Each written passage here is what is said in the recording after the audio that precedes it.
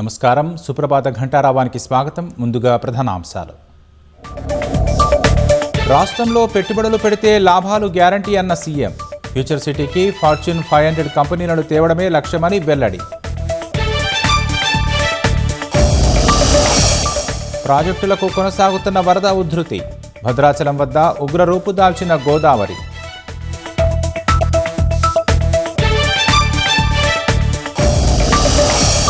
రాష్ట్రంలో నేటి నుంచి 3 నెలల రేషన్ పంపిణీ. బియ్యం నిల్వలు సిద్ధం చేసిన పౌర సరఫరాల శాఖ.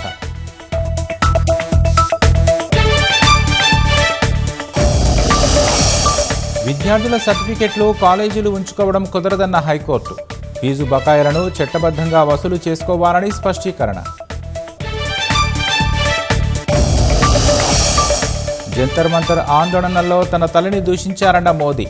కొందరు సభ్య సమాజం తలదించుకునేలా మాట్లాడారని ఆవేదన.